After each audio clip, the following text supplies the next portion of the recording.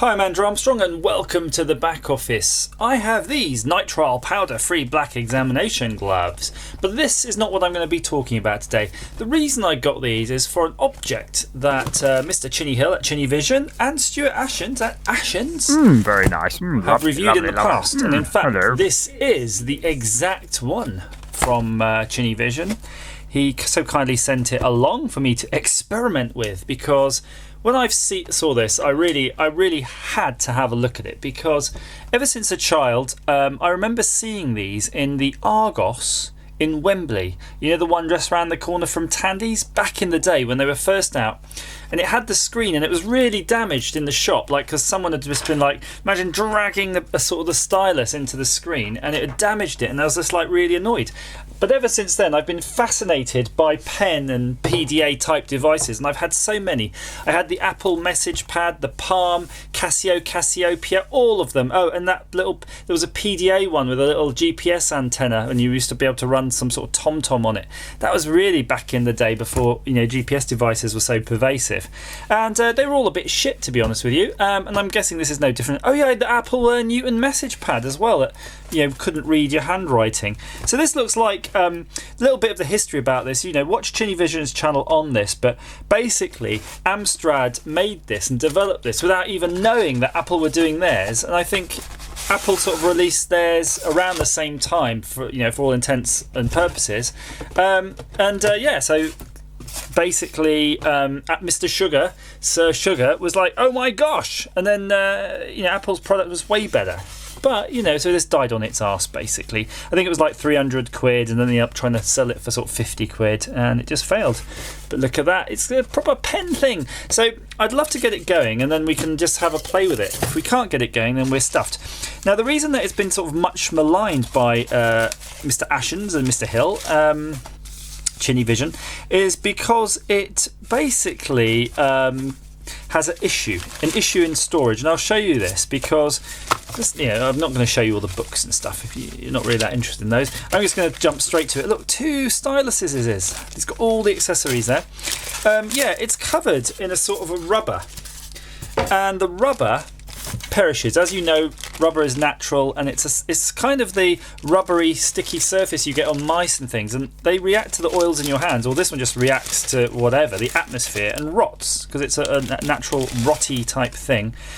And Stuart and Chinny were very much ginger holding this, and that's why I got the gloves. But I want to solve this problem, so I'm like, sod the gloves, I'm going to just touch it. It is sticky, it is horrible, I can feel the stickiness on there, but I'm willing to sort of put up with that. Now I've got some chemicals here, and we're going to try some, and we're going to try to clean it.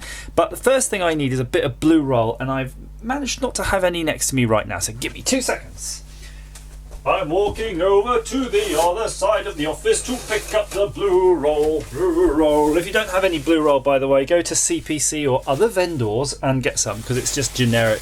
It's a bit like kitchen roll for industrial purposes. Now I'm going to try to protect my area. Could use this bit of a bag. So this is very high tech, by the way. So if you're doing this at home, get yourself your bit of your bag. It obviously has to be blue, and it has to be very rattly, so it's very annoying if you're recording it. So if you hear that rattle on the film, I do apologise. I'm going to get rid of the blue bag as soon as possible. I want to see if it fires up and all that, but first I'm just going to try to clean it, because I think actually that is annoying me, that rattling sound. I'm just going to try to clean it and see what we can do with that. Oh look, found something slightly less rattly. There we go. So what I've got here is some IPA solvent, and you can buy it by the litre for a couple of quid. I think this is the solvent that's going to work, because I don't think it's a natural rubber, isn't kind of water basedy thing, but at the same time it doesn't need industrial solvents like toluene or acetone or various other things I was going to try. But let's not try those yet. Let's just try IPA, because this is basically alcohol, and I'll show you how it's kind of safe. You know, I'm putting it on my hand. It will dry your skin out like aftershave, but it feels very much alcohol, basically. So it's not going to really harm you too much, but yeah, don't get it on your skin. Probably wear gloves if you're that, you know, worried about it. But I'm not a health and safety buff, as you know. So I'm going to try to apply it here, and I'm going to apply it around in circles. Yeah, and I think it is already starting to cut through that chisel. So just as a shiny patch there, I'll zoom in a moment. I'll just rub it a little bit more. And the reason I'm saying that is because I don't want to touch my camera with this stuff on it. So I'm going to rub a bit more so I get some of the IPA actually onto my fingers while I'm doing it. Yes, that's definitely working. So IPA is a really good solvent for cleaning most things, and it's pretty harmless to your health. I'm just reading the bottle. It basically says it's an irritant, irritating to the eyes. Vapors may cause drowsiness and dizziness. Keep out of reach of children. No smoking in the vicinity when you're using it. So yeah, it's pretty obvious stuff. Look at that. That's a polish, that is. That's a polish. I'm going to zoom right in. Look at that beautiful finish. It's really smooth, by the way. That's smooth as glass. So I'm going to try another bit more. So I'm just using the technique, tipping some onto my or loads onto my blue cloth. Now, you don't really want to get it into the innards, although it probably won't do too much damage if you let it evaporate. So water, when it gets into your device, is like your phone. In fact, why don't I turn this way and you can see it full width. Water, when you get it into devices, obviously corrodes things inside, and it stays underneath ICs and chips and basically rots them out. And what it does, it causes these sort of crystalline structures to form, as well as rust. And those crystalline structures send out these little branches called, I think, dendrites, if I recall. And that's it, you're scuppered there, because they cause electrical signals to sort of conduct across them inside your device. And then that's why your sort of phone or whatever you've wet just won't boot up anymore. But IPA solvent, or alcohol, evaporates really quickly. You can see it actually evaporating as I'm rubbing it, because if I just let it go, give a little breath, you'll see it's slowly evaporating. It's quite cold in here. If this was a hot room or a hot day, you'd see that just whisk itself off into the ether. So that's not going to stay under your chips, and it's not going to react in that negative way. So that's good. I can, to be honest, I could sort of do a jump cut and crack on with that at some other juncture. Ugh, very sticky on the bottom still. I'm just going to have a look inside, because again, that's the capacitive touch screen. There's some more crap in the lid. It's basically everywhere, this stuff, and I can feel it. It is on my hands now, but I've got something I can rinse my hands in. Again, after I rinse my hands in IPA, I'm probably going to wash them too. I don't want that IPA goodness. Oh, there we go. To sort of stick with me. In fact, I'm going to move this across. Let's try the lid. The lid is got a super thick layer of this stuff on it, this gunk. But yeah, look, it's working. It's getting through there. I mean, I'm going to use up quite a bit of blue roll, because I need, once you've sort of saturated it and it's got coated in that layer of stickiness, you're going to need to reset it. But look, that one came off quite quick. It was a thick layer. You can see it there, but here, clean. Good.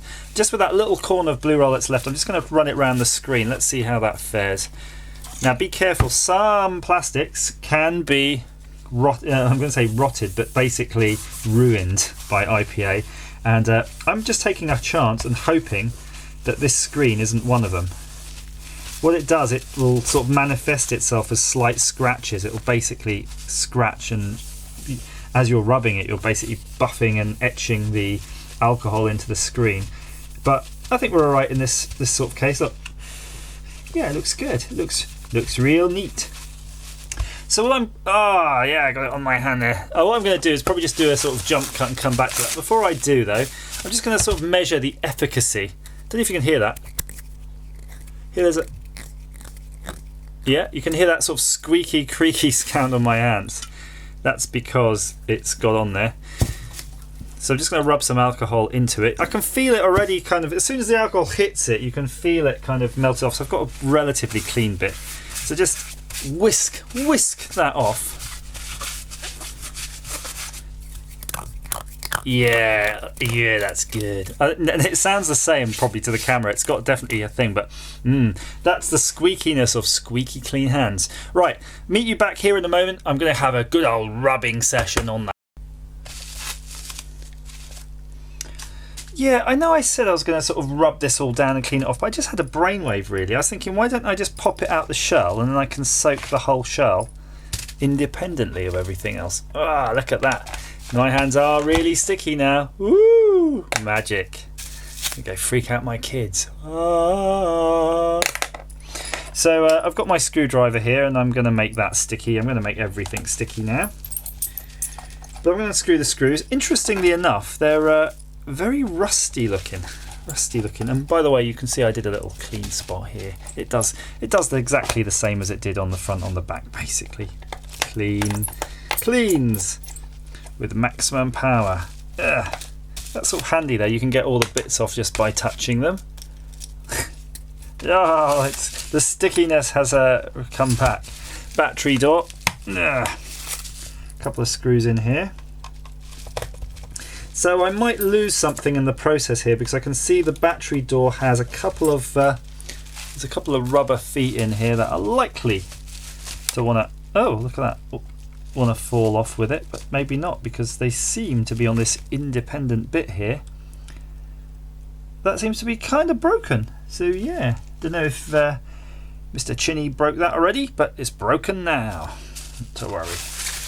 Ah, in danger of losing everything now in a stickiness flurry.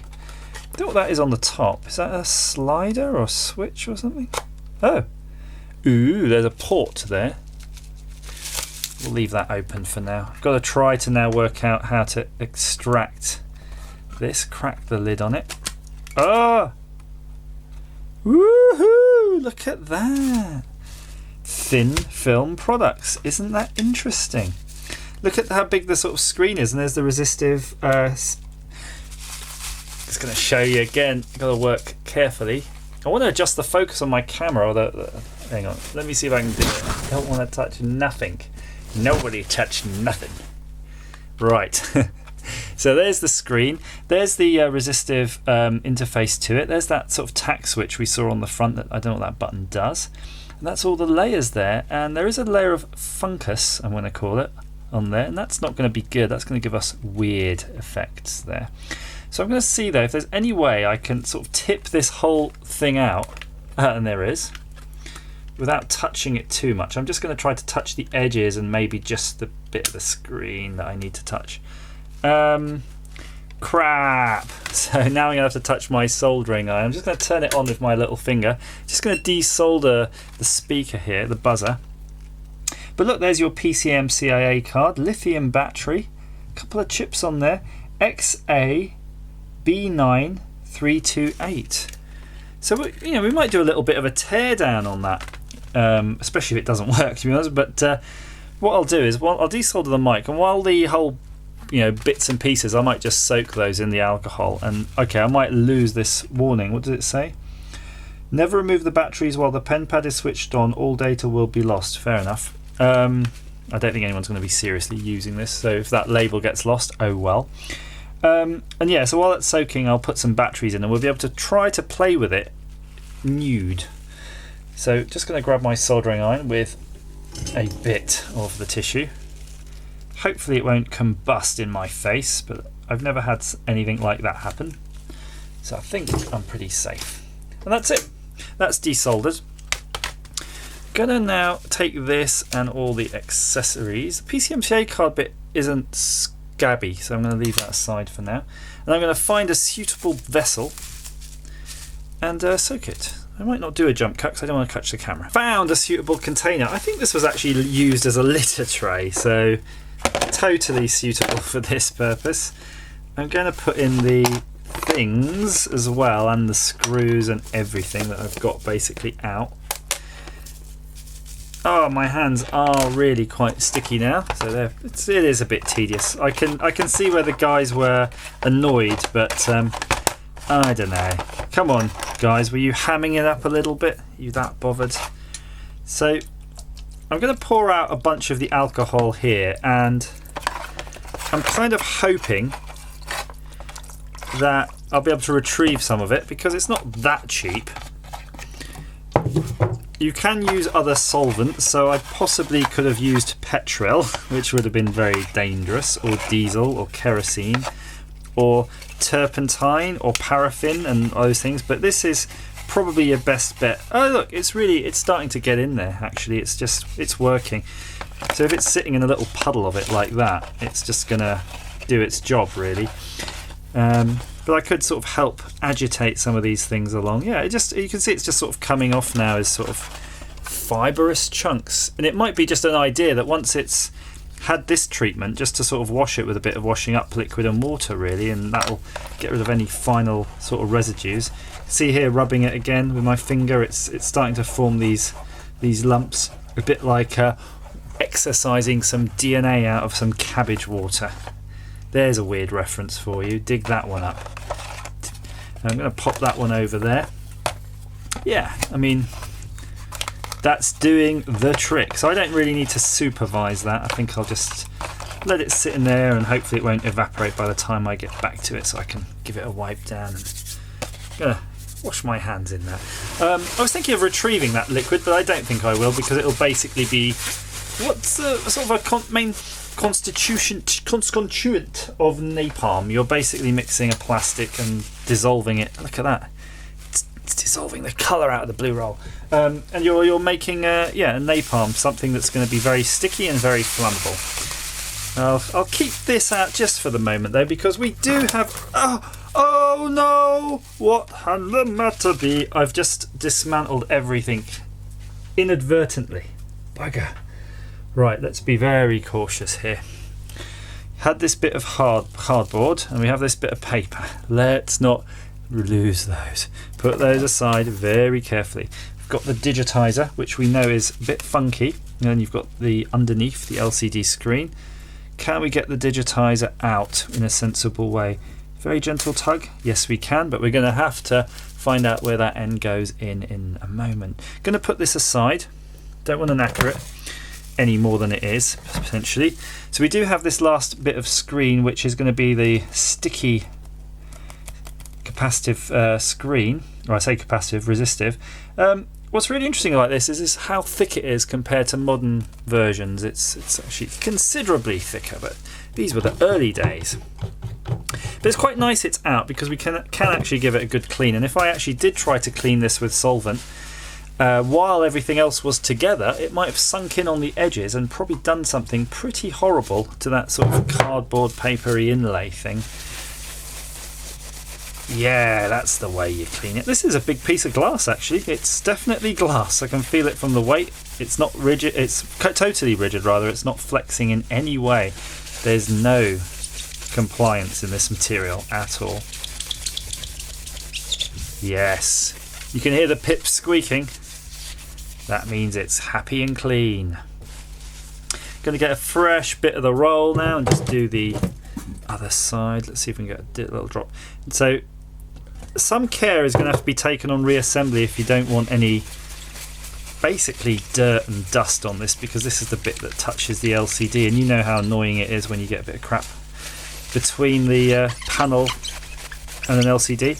I'm just thinking now, how did in Argos, when I saw this, the screen had like really dug in things? They must have pushed really hard to sort of just damage this very thin layer here of plastic that's on top of the glass. So yeah, someone must have really been stabbing that. I think that's pretty good. Don't want any stickiness. Now I say don't want any stickiness, my hands are sticky now, so I'm going to be very cautious now on everything I touch. So I think it's time to get rid of this material and replace it with something else. I'm going to now, let's try, oh wow, okay. I'm going to grab this cardboard box, but it seems to be full of crap. How about some of this? Another kind of foamy material. This is because I get sent loads of stuff, so I end up with loads of packing materials, but they're kind of useful for this sort of purpose. This one's nice and clean. My hands are pretty unsticky at this point, so I'm kind of happy with that. This thing though is a little bit sticky around the edges, so some of the funkiness has seeped in around the edges, so let's worry about that in a minute. We are going to have to tear it down a little bit because we're going to have to get that touch screen back in, and it looks like it's just clipped in. Maybe I'll just do the quickest wipe around the edge, and I know it's probably getting tedious watching me do this. You know, we must be probably quarter of an hour in at this point, and I haven't done any tearing down, but I think I have done tearing down actually by a measure of it. I think you'll find that the screen bit is definitely torn off it. So just rubbing down the battery bay. Right, that's good. You know, we can look at that. That is actually really clean there. I kind of want to be super cautious. Just going to fold this edge now. There we go. That's a fresh bit. So let's try these clips here. So the motherboard is basically got some markings on it. I'm going to read those off for you. There's a PG0169D, Amstrad 4800-036P-5. So nice thing. Modern chips these are all quite modern. So that's good. Surface mount technologies. Being held in, I think, by the battery stuff. It is indeed. And that's it really. The screen sitting right there. Clip nicely actually. These are quite good quality clips. So I did kind of force the panel off, but that's a bit naughty, but that's okay. And that's the actual screen itself sitting in the carrier, the backlight, everything like that. Cold cathode technology. I'm going to pop this on the side. Can you guess why? The reason why is I can clean this now. I'm going to clean that in a moment, but let's have a look at this. That's a lovely old chunky bit of PCB action going on there. That's because, of course, that's a full-size PCMCIA. So I'm going to start this way. We've got here, there's an Amstrad 41857 chip. Not really sure what that is. I'm not sure what any of these are, but that looks like a Zilog. Look, a Z8S180 MPU. That's probably the CPU. So a bit confused here. One might be the ROM and one might be the thing. There's a bit of a mod here. Look, they've had to mod that. Factory bodge wire. All these chips are all randomly put in. I can understand what they do, but you know, I like it when the chips are all the right way around, not like this sort of Motorola chip upside down. An HD 646464646464FS. Amstrad 42069V 1.1. Maybe that's the firmware. Crystal there. Timing for something, but that's again weird. There's no. Ah, yeah, there you go. That's probably the crystal for the main CPU, and that's its basic hardware for running that. Something to do here. This is sort of quite big power supply stuff. Could be for the electroluminescence screen. It's probably not electroluminescent though. Cold cathode. Maxim, Amstrad, Motorola, Amstrad. That's basically all I can identify for you. Lots of nice chips. The PCB looks in good condition. There's nothing wrong with that at all. This tack switch here in the corner, you might just see me fumbling that. That's all good. So yeah, the hardware itself is nice. It's really quite well made. No complaints there. That's a good old PCB. Well done, Amstrad. One quick wipe of this frame and then we'll just go into the reassembly mode.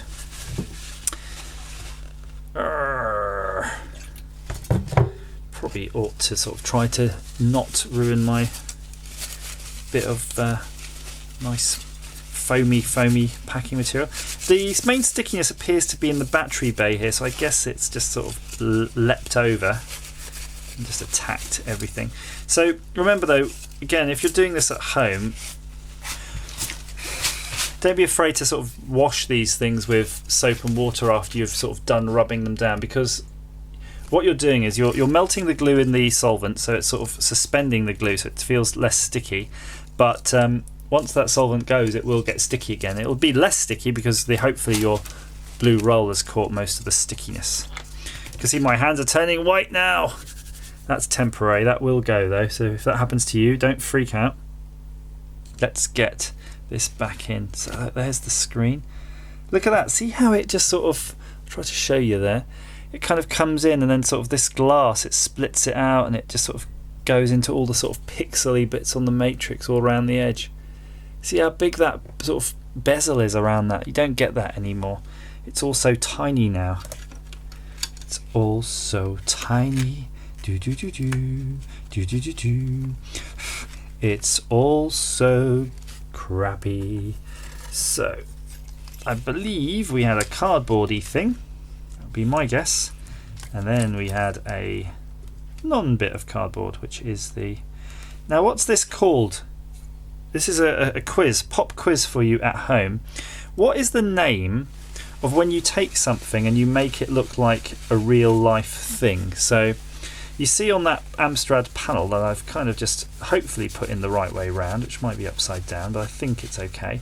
There's a design philosophy, I think it's a philosophy, of when you have something look like something in the real world, and Apple sort of did it. So I did notice this sort of cardboard standoff. That's probably to give the screen a tiny bit of flex so that it registers that resistive touch. That's interesting, isn't it? Thought you'd like it, but not a lot. So I'm going to flip it over that way. Not too worried now about dirtying the touchscreen bit, because of course we can always wash that afterwards. So let's see how they designed it. They clearly designed it to be flipped over, which is quite nice, but I think I'm going to just aid sort of reassembly with some tweezers here. Better safe than sorry, eh? Ah, see? Not as easy as it looks. Nice. Now it locked in. Energize the interlocks. Interlocks are energized. Don't know if any of you have kids who are Power Ranger mad. My kids are Power Ranger mad, and I have to say it's quite formulaic show. If you've watched that, it seems to be pretty much exactly the same every episode, but they go crazy over it, and I can see why. It's very, very exciting. It's you've got your monsters, you've got your, it's basically Godzilla. Under a different name, really. If you like the Godzilla-y type things, you're probably going to like Power Rangers. So that's that. That's absolutely unsticky now, non-sticky. What kind of cell? I'm trying to remember what cells it uses. Were they AA or AAA? AA or AAAA? Let's see what I've got on the shelf. We have got a variety of cells. So I think it could be 3 AAA cells, 3 AA's. Now, it's probably not very likely that I'm going to get this running with this sort of very jury-rigged setup, but you never know. Kind of in. Yes. Yeah. How did you turn it on then? Did you turn it on by pushing that toggle button, perhaps? Maybe not. Oh yeah, it's come on. Wow, and it's clearer at the angle to see it in my camera screen than it is to see it like looking down at it. Wow, Chinny, it's working, mum. I'm gonna get a fresh stylus out. There's a baggie here with some stylize in it. 3 it came with. Interesting enough. They're really expecting you to lose it, or maybe whoever bought this belt and braces. So I'm going to take a fresh one. So let's have a look. What can we do? Yes. I'm going to zoom in for you. Get all of the goodness. Enjoy. Oh. Yeah, something wrong with the sort of touch registering. No beep, but that's probably understandable, seeing as I've completely removed the speaker from it. Yeah. Good. I think it's going to want me to sort of do the training and everything, but I think it's time for me to put it together now. The screen seems to be working. I'm going to just check everything else. Let's have a look. Yeah, there's something very cathartic about this process. It is working well, and it's almost working too well. You can see a purple haze. Yeah, that's not right. But yeah, you're seeing a purple haze because the ink, or whatever they use to dye this cloth, this material, this tissue, is sort of starting to run. A lot of hair there. I don't know now if that's Mr. Chinny's hair, or if it's a bristle of a brush, but yeah, that's kind of... It's not unpleasant. I don't think that's the right word, but it's unpleasant to think that someone got their hair stuck in it. You know, how did that happen? Were they sort of doing some close work on their pen pad and just went, ah, my bonce has been denuded. There's the pen. It's all good. I mean, it's quite good. If you've got, if you pick up one of these Amstrad pen pads for next to nothing, or in this case free. Don't know if Chinny will want it back now.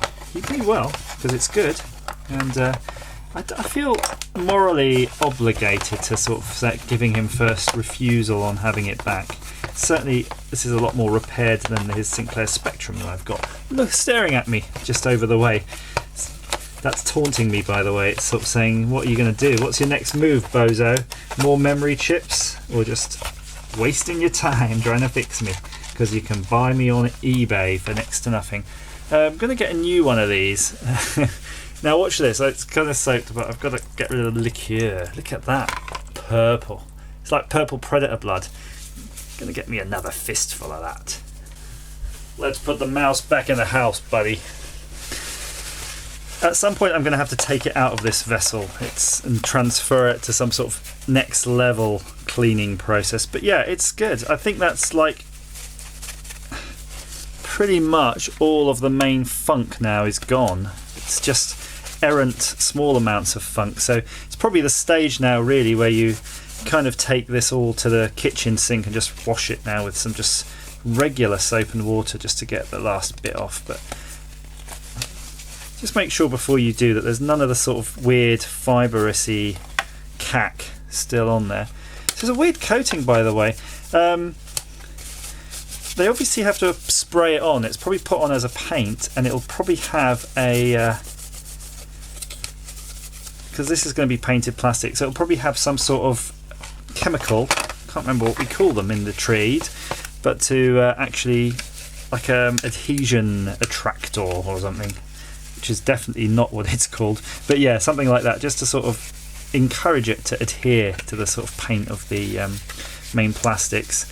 And it may well be that's gone funky, and that's caused all the outer surface, the sticky rubbery surface, to start rotting away.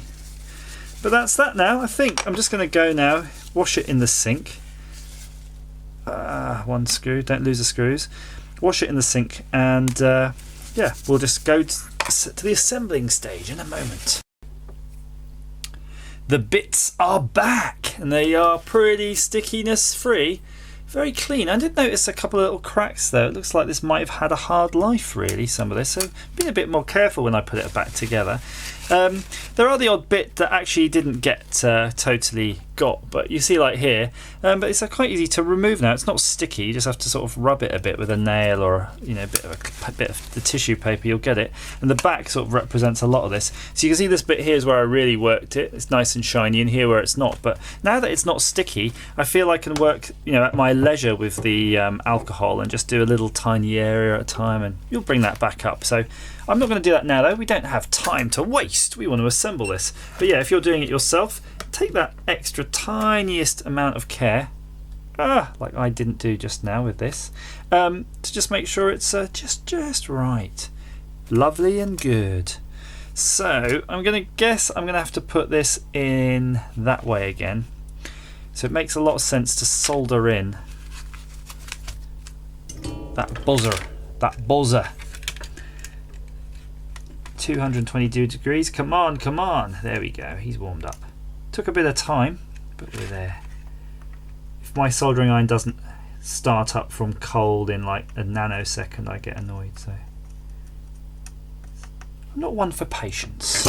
Right, soldering iron off. We don't need that anymore. So I'm just being a bit cautious now and getting my fingers underneath, because I don't want that screen coming apart with all that paper and whatnot falling out. It's a bit wet now. Look, got a bit of wet on it. Put my wet on it. That's not good. So I'm being ginger here, because remember the battery has those twisty, spinny, twisty battery spiral things. They just have to align up, and they did. Wipe my wet off it again. Go back to Mordor. Mordor, we will take you. We'll take you to Mordor. Yes, to Mordor. Come to Mordor. I will take you to Mordor. Yeah, come on. Get in there. That's nice. Still a bit of wet. Wet is coming out everywhere. Every orifice. Yeah, that's looking real nice. So you can see there's a chip out of that corner, and this corner's got a crack in it.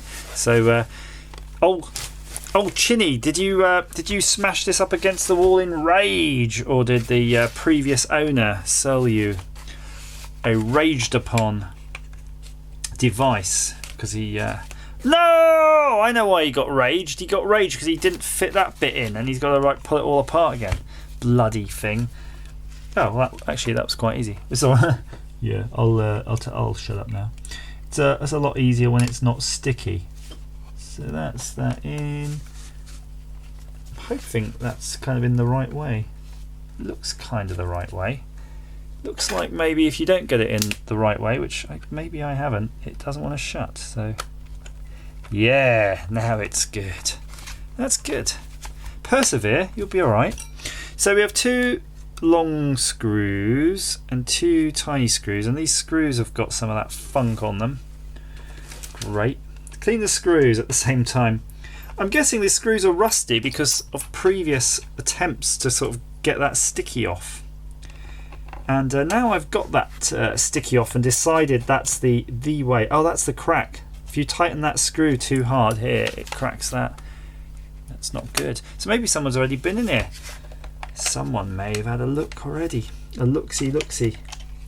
It's going to be hard to show you this, so I'm not gonna. It's putting in that weird little last bit of plastic for the battery that I think has been broken off. Looks broken off, doesn't it? Yeah, definitely got that air of brokenness on that corner. Not that the camera wants to focus. Anytime today. No? Alright. So if you've got the broken corner, maybe try to get that in first. In fact, this thing's actually even got a crack in it. So they've definitely been in here. Someone's been sniffing around where they're not wanted. So I'm hoping I've got one of those lithium cells. I'm pretty sure I did have a stash of them. A CR2032. Excuse my time I'm taking. This is particularly fiddly. I don't know how I actually got this out. Screwdriver certainly doesn't want to fit it. One more. We're almost there. We're almost there, chaps. Bet you're wishing I edited this video now, aren't you? But you know. Oh, did I break the battery door? No. Thank crikey for that. But you know, editing, that requires skills. If you want skills, you want to watch a proper YouTuber, or really YouTuber. Should they have skills with editing, or should they just be basically vlogging all the time? All the vlogs, all the time. Yeah, this screw again that you can't see. It's quite compelling to watch, isn't it? Me play with a screw that you can't actually see. It's in there. That's it, basically. I'm trying to get it to align and go in a hole, and it's not going in a hole, and I'm trying to force it a bit more, and it's still not going in. It's kind of a saga. There, that did go in though eventually. And there's one more screw, and I think that's for that battery. So where are the batteries I had earlier? Let's chuck those in. Assuming they were that way round again. Pro elect. These are so professional. These are professional batteries, damn it. Oh. Make sure the battery bay is not. The battery door, if it's open too far, is not going to shut because it's got a weird locking mechanism. Right, let's see if we've got one of those thingies.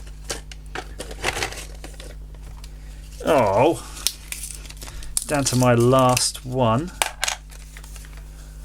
I have to order another card or go into Poundland, pick up some more.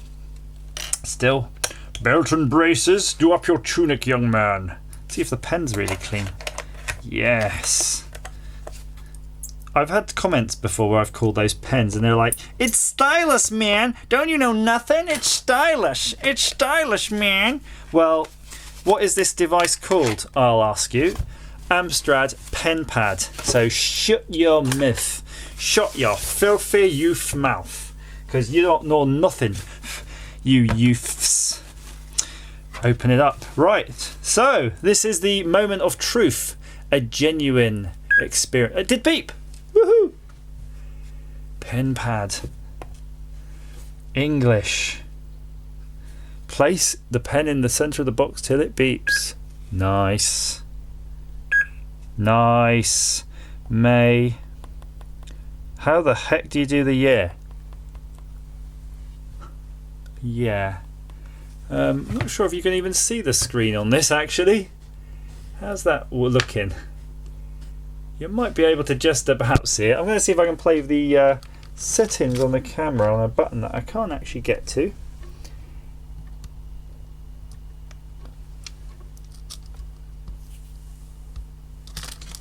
How's that? Any better? Any better? There you go.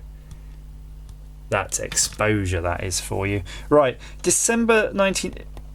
I think you have to go through the whole thing. You can't click on the year. Oh, well, at least you can hold it down. Is it getting faster? Let's just assume it's Friday, December the whatever, 95, and the time... How does that work? You place the pen on the hours to set the time. Do you tap it? See, if you hold it, it does the arrow. Oh, that's quite cool. That seems very modern, doesn't it? Because you actually hold it on there and then you move it up or down. That's good. I don't know if this is the device I saw back in Argos, because this seems way better. So is it capitals I put in then? A. Oh, what happened there? Hang on. A. B. C. It's very crunchy. D. E. F. And G. H. I. Oops. I. J. K. L. M. N. O. P. Q. R. It's a bit wiggly. S. T. U. U and V are going to be similar. V. W. X. Y. And Z. Oh, what, it wants the lowercase as well. Oh, so clear. I don't know. There seemed to be sort of disappearing sometimes, that I was doing something that might have been disappearing off the text. There we go. Interestingly, the texture of the screen and the pen, it's got a metal tip of all things. It's actually a metal tip. Feels very paper-like. It doesn't glide like a modern device. It actually feels a bit scratchy, and of course paper is a bit scratchy. So I'm not going to go through all of the features on this because, you know, frankly, it's going to take ages to do that. But oh, look at these paperclip things. Do they? Oh, look. Ooh, that's so cool, isn't it? How do you bind? Oh, you can actually disconnect stuff. So these are like meant to represent pages in a filofax, but I've lost my drawing now. I don't know how you get it back. Bugger. Oh well. Telephone book. Yeah. Calendar. Nice. Please come back to drawing. Yes. Hello, Chinny. Look at that. It's actually alright. This is good. Yeah, it's pretty responsive actually. I had the sort of Penpad, the Palm 3 back in the day, and I don't think this was, you know, particularly bad compared to that. Remember I said about backlight? Yeah, I think I was on crack because clearly this doesn't have a backlight, and one side makes it lighter, one side makes it darker. This is good. That's quite clever. Oh, did it just go off by itself? What happened there? No. Maybe that's it, guys. And it went off, never to function again, when the old man died. I'll give it one last chance of just sort of take the battery out, because now I've programmed up its memories with my handwriting. Come on. Yeah! Suck it, bitches! All you deniers. Calculator mode. It's 8 times 9 equals. What the hell? 8 times 9 doesn't do nothing. It don't do nothing. It don't do nothing. Oh no, because it's 0 times 8 times 9. How weird. That's a weird calculator. The last thing I just want to try real quick though is I want to just sort of write something to see how it recognises, see if it will recognise something. And it even has email address. Oh no, that's not email address, that's just mail. Let's try Chinny's name because it's his pad. Chinny. Okay, Chinny Vision. I think I might need to train it up a bit. It does look like Leet Vision. It sort of stores it in Leet, which is what you want. But yeah, pretty good. So there you go. I hope that's been of some use to you. I hope you've enjoyed the video. I've certainly enjoyed making it, and I know it's sort of been a bit messy in places, and I've had to put a bit of manual effort into it, but it's good. I'm pleased with this because I'm going to get some enjoyment now playing with this. See if that turns off. Yeah. It's not sticky. It might look a bit funky. I might just polish that up, get that crud off there, and give it a play. So if you've got one of these Amstrad pen pads, I would say take it out, get some of the old alcohol on it, and give it a wipe down, just to sort of refresh your memory. Pro Power IPA solvent. That's all it is. From all good stockists. See if this goes back in. And it does. Yeah, and I think you'll get some life out of this. I think it is definitely worth a play, and it's a really nice curio, isn't it, from back in the day, 1993 Amstrad. And of course the Eden Group. The Eden Group provided the OS. So please share this with anybody you know who has one of these, who will definitely benefit from this sort of like a little mini service guide. Please click share with that. Like and subscribe if you haven't done so, because I really like those thumbs up, or thumbs down if you think this is a pile of crap. Stop making videos. As ever, thank you for watching.